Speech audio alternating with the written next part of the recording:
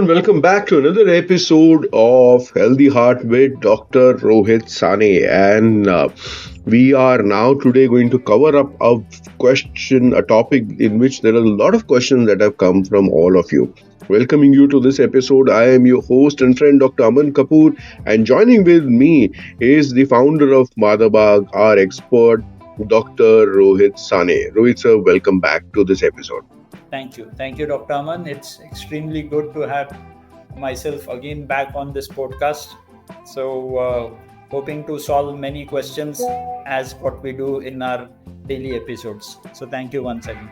Great, Dr. Sane. Dr. Sane, we have a lot of questions coming from our viewers regarding cholesterol. When we did talk about blockages, we discussed about cholesterol, but people still have a fear or a doubt, and there is a lot of misconception about cholesterol.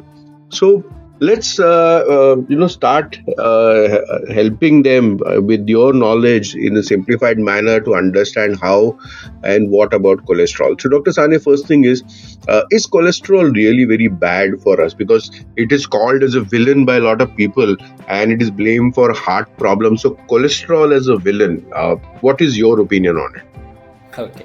My opinion is very straightforward. Cholesterol is not at all the culprit. Cholesterol is not at all the villain in this whole story. We need to understand the whole story in detail. So, if at all we talk about cholesterol being the worst agent, we should know about few facts related to cholesterol. The first thing is every cell in our body, every functional unit in our body is made up of cholesterol. So cholesterol is an integral part of our body and we cannot stay alive without cholesterol.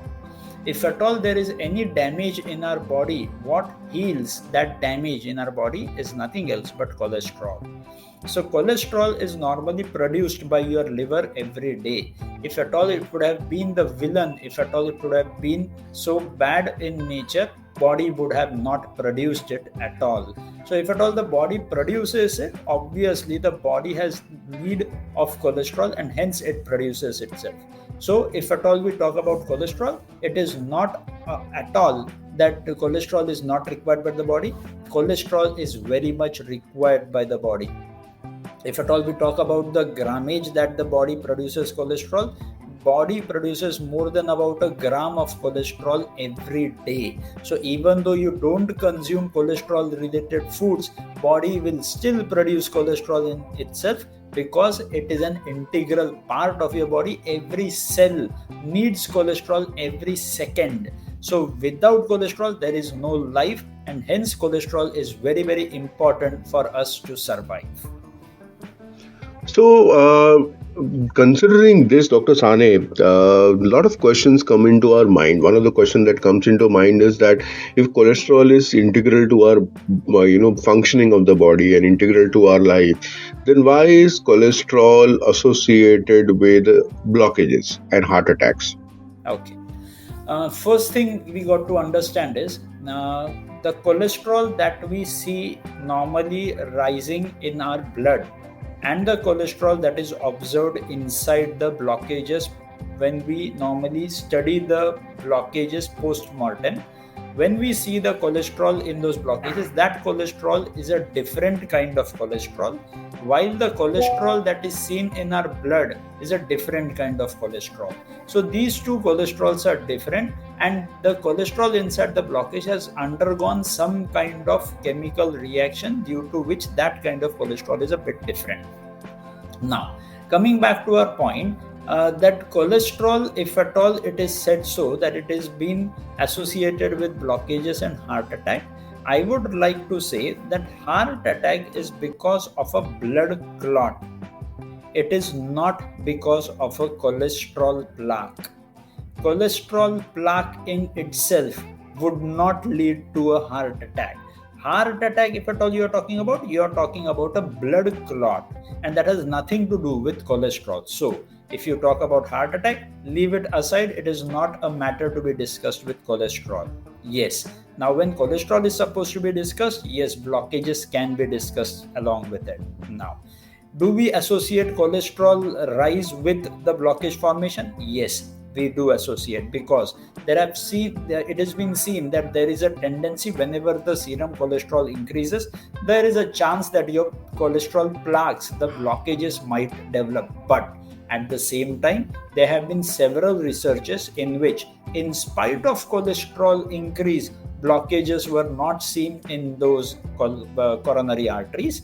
As well, on the reverse side, until though the blockages were seen in the coronary artery, still the cholesterol was seen to be normal in those individuals. So if at all you talk about a direct correlation between cholesterol and blockages, no direct correlation has been still observed. Yes, but it was a thought few decades back that this serum cholesterol, if at all was observed inside the blockages, the level of this cholesterol in your blood was supposed to be kept in control. But later on, the things kept on changing. Now the gaze has shifted from the total cholesterol to LDL cholesterol. So cholesterol is no more said to be a culprit, or no more said to be a villain in this whole story. Cholesterol is just a marker that has been observed, and many a times it has association with the blockages, many a times it doesn't have an association with the blockages. So directly correlating both these things would not work scientifically. But yes, if at all we are talking about cholesterol relation with those blockages, LDL, which is a carrier of this cholesterol from one side to other side, it's like a truck, it's like a vehicle which carries cholesterol from one end to another end. This LDL carrier, the LDL cholesterol carrier, is very important when we talk about blockages. Great, Dr. Sane. So, LDL and HDL is commonly known to people as good cholesterol and bad cholesterol. And you just mentioned right now that it is a carrier of cholesterol. So, can you help us understand a little bit more about the concept of LDL, HDL, etc.? Okay. Now, just for the layman understanding concept, it was mentioned somewhere that LDL is the bad cholesterol and HDL is the good cholesterol. It is just for the sake of understanding, but actually the story doesn't go in that way. I'll give you still more a detailed explanation about it. LDL cholesterol, the task, the job profile of this LDL cholesterol is to carry cholesterol from the liver to the site of damage. As I mentioned few minutes back, when is cholesterol manufactured by the liver is whenever there is a kind of damage happening to any cell or any lining of any of these tissues. The lining, if at all, is supposed to be repaired, cholesterol needs to be manufactured. Now, the manufacturing site, the factory of manufacturing for this cholesterol is your liver. Every cell also manufactures its own cholesterol, but the whole depot, whole manufacturing unit is the liver itself. Now, when the liver manufactures this cholesterol is supposed to be transported from the liver to the site of damage. The site of damage could be anywhere in the body. Now consider the damage was there in my right toe. Now, if at all, this cholesterol which was manufactured from my liver is supposed to be transported to the right toe, in that case, who is going to transport this cholesterol from the liver to the right toe is going to be your LDL, which is called as a low density lipoprotein.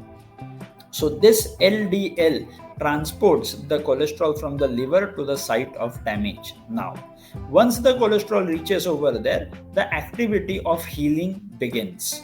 Consider the transport that happened was for about 50 molecules of cholesterol, and in the repair work about 20 to 30 cholesterol molecules were utilized, and still 20 molecules more are staying over there which are unutilized. Now, who is supposed to get back this unutilized cholesterol back to the liver?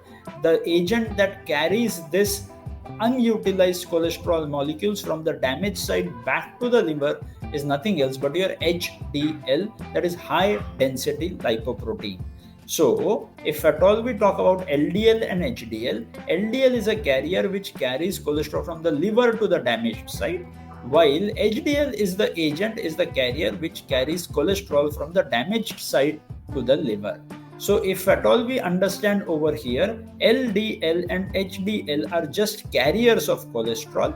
Now, it has been usually observed that whenever the damage percentage increases in your body, why does this damage happen? That's a different story. We can talk about it later. But consider the damages go on increasing, obviously the cholesterol production is going to increase.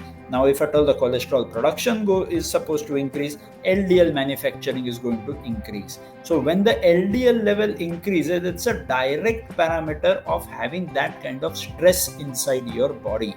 So whenever the LDL level goes on rising, the stress level is increasing. That is what's supposed to be inferred, and that is how, if at all the stress level increases, the amount of LDL increases and the plaque formation begins. So that is how the story about LDL and HDL relation to your blockage formation. Fantastic, Dr. Sane. This is a very, very, eye-opening observation and knowledge that you have shared with all of us. And I'm sure you listeners who are listening to this podcast will also find this quite eye-opening. Now, the question comes is that people talk about high cholesterol and cholesterol becoming very high. What does it mean that the cholesterol has become high in practical layman terms? Okay, okay. There are certain levels, normal levels that have been observed in lakhs and lakhs of patients. And based on that, there are certain guidelines which speak about what are the normal levels of these cholesterol, LDL, HDL, triglycerides. And we are supposed to keep ourselves within these normal limits. If we talk about total cholesterol, a few decades back, the normal level of total cholesterol was supposed to be 275. Many a times it was documented as 300 also as normal levels. But since last, say, about last 10 to 15 years, it has been said that the normal level of total cholesterol should be somewhere about 250. Later on, this guideline was again revised, and now the total cholesterol has been designated to about 200 as the upper limit. So, if at all you follow those earlier guidelines, the normal level of total cholesterol would be 275, and if at all you follow the recent most guidelines, the total cholesterol normal level would be 200. Which guideline to be followed? Individual clinician's decision. Now, once we come to this, that the total cholesterol should be below 200, now we come to the levels of LDL and HDL cholesterol. LDL cholesterol, which is usually called as a bad cholesterol, but as what I just mentioned, there is nothing good and bad into it. But the total level of LDL cholesterol should be below 150 if at all you haven't suffered any heart attack in the past. If at all you don't have any history of heart disease, the total LDL level should be below 150.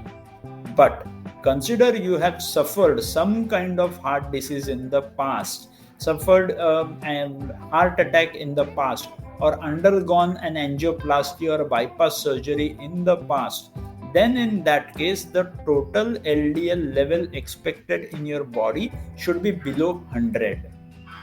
If at all no history of heart disease, your level can be maintained till 150, but if at all you have a history of heart disease, it should be below 100 level of LDL cholesterol.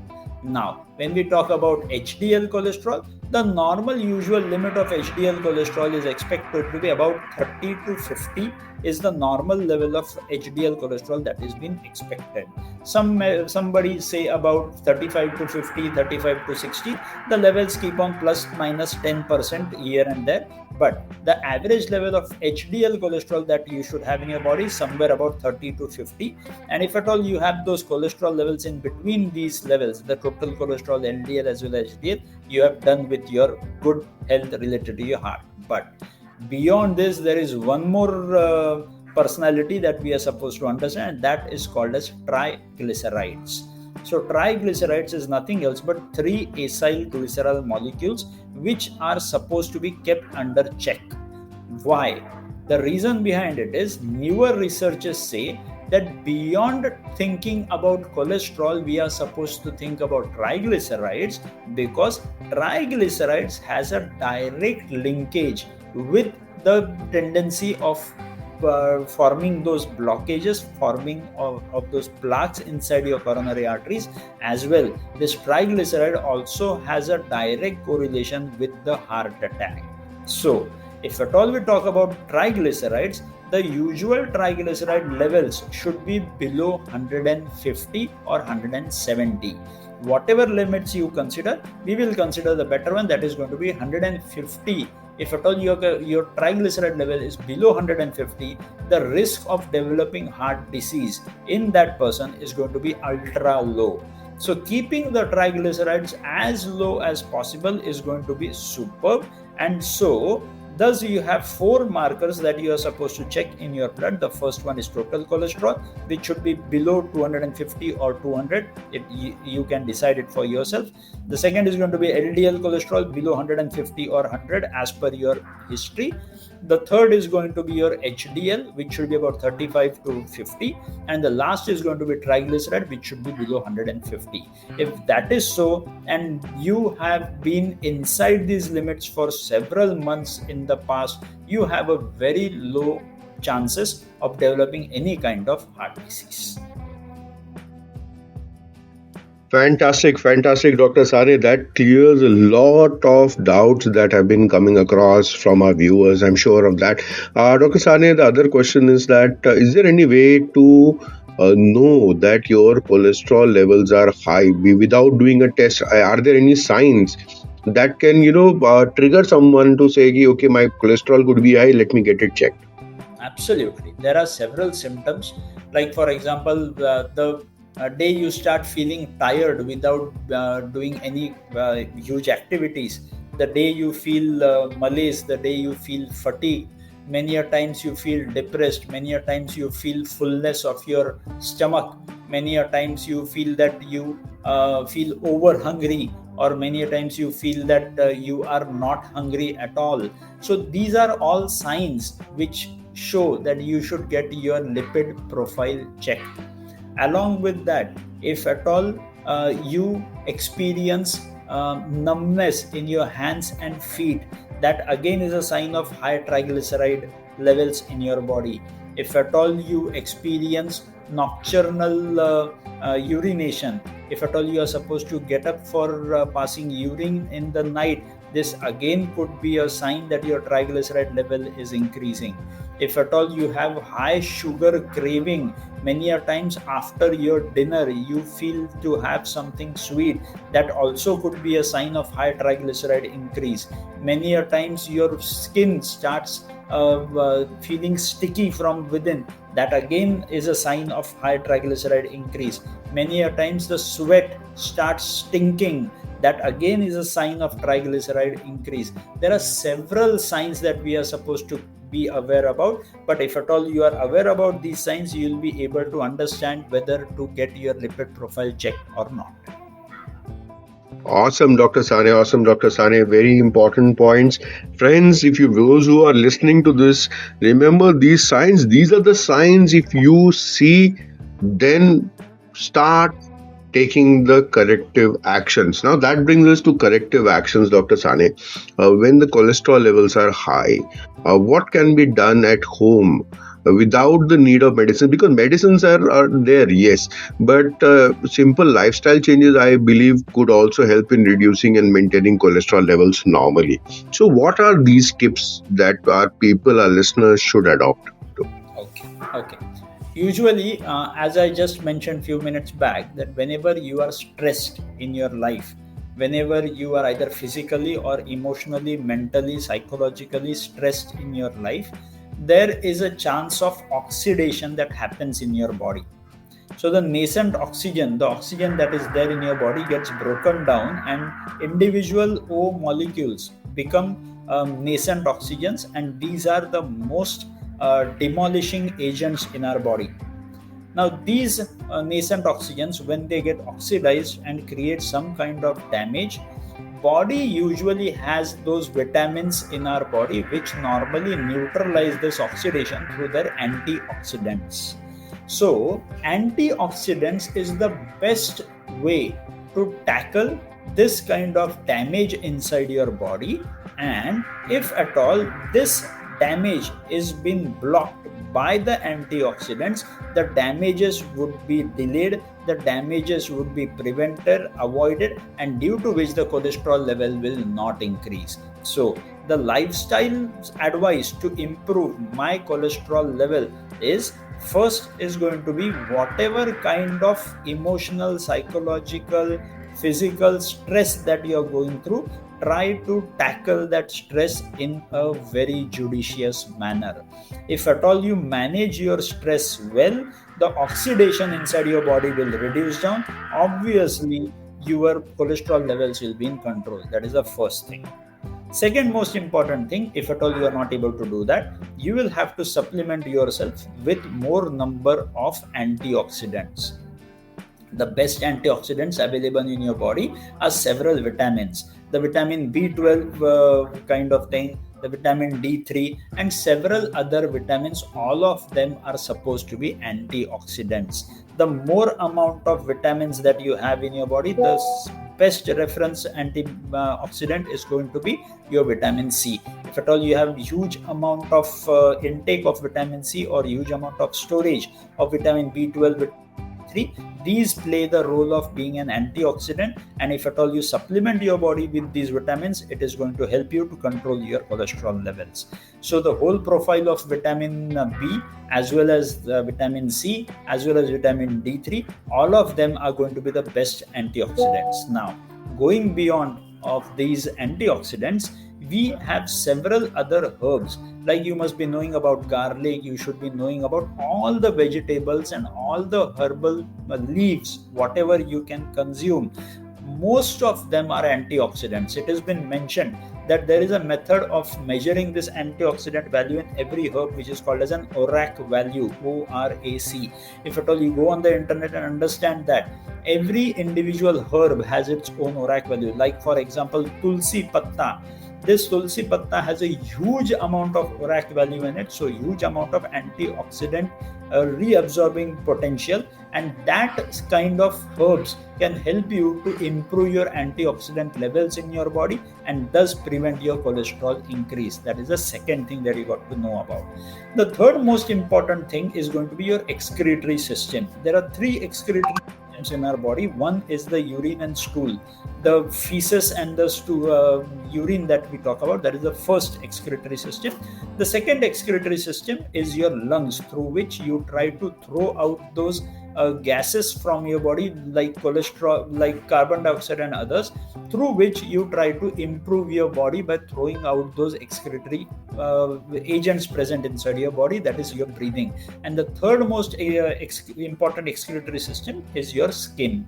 So you throw out that sweat from your body, thus excreting those kind of salt and water from your body. And these three excretory systems, if at all you make them more active, like exercise is going to be the most easiest way to make all these three systems active. The more you exercise, the more you will pass out urine, your bowels would be much more clearer. The more you exercise, you will sweat during exercise and throw out all these excretory agents which were supposed to be thrown out of the body. And the third most important thing is going to be breathing exercises, which is again going to maintain the equilibrium of the gases inside the body and thus reduce down the formation of oxidants inside your body. So these simple lifestyle tricks of improving your stress or else combating your stress would be the first thing. Second is going to be the exercise part of it, and the third most important thing is going to be the food consume. If at all you consume more amount of food which has oxidation already done into it, like fried foods and all those things which we normally consume, the packaged food that we consume, they normally have a huge amount of salt in them, huge amount of sugar in them, as well as a lot amount of fried things which usually have a huge amount of oxidative material. If at all we consume them, obviously the antioxidant potential that is required in your body will be required to a very high level. So that is how three important things that you are supposed to think about. If you keep these three things in control, the lifestyle that you will be following will be excellent, and in that case your cholesterol levels will stay back to normal. Awesome, awesome, really awesome, Dr. Sane. And I'm sure these three things can be adopted by everybody who's listening to this podcast. Yes, there will be some inertia, some initial resistance to change is always there in people. But once they start getting going, I'm sure this is going to work a lot. And the suggestions that you have given, I believe, will not only work on cholesterol, but will also work on overall mental and physical well being of the person, because exercise helps reducing depression and stress. That will again help in reducing cholesterol. So fantastic insights, Dr. Sane. And in your career, before we end, in your career of last 20 plus, I mean 2+ decades that you are having, you must be facing a lot of fears, questions about cholesterol from patients left, right, and center. Can you tell us something that really makes you feel, makes your face smile or laugh, or something that is funny when you think, whenever you have heard or experiences related to cholesterol? Yeah, there are several such experiences that people are not aware about. It is only the lack of awareness amongst people that they have those questions in their mind. Many a times people ask that if at all it is in my blood, can I pull out that cholesterol through a syringe and pull out that blood and throw it off, and I can get rid of that cholesterol? Can I excrete my cholesterol through my stools and urine? So there are several questions that people keep on asking. They are funny, but I do accept that this is the lack of awareness that people have, and it is our job. We doctors have this moral responsibility of creating that kind of awareness, that cholesterol is not the culprit, cholesterol is not the villain, it is a savior of your body. When we explain this, people understand it well. These things, those questions that they have in their mind, they get neutralized and people become more aware about their own health. Great, Dr. Sane. Thank you so much. It has been wonderful discussing about cholesterol with you in this episode, my dear friends. Those who are listening, I would request you to do two, three things as always. One, like this podcast, share it, and drop your comments below in the comment section on whatever platform you are listening to. This podcast is available on every major podcast platform available, including Spotify, JioSaavn, Amazon Audible, YouTube, Apple Podcasts, Samsung Music, and a lot more. So please make sure to drop your comments, like, share. The more you share it with your friends, family, and your loved ones and near and dear ones, the more people will get the right knowledge to take care of their health. So do this, because sharing is caring. And as always, stay connected till our next episode. This is Dr. Aman Kapoor signing over and out. Thank you, Dr. Sane, for wonderful tips and gems. Have a great day, everyone. Bye bye.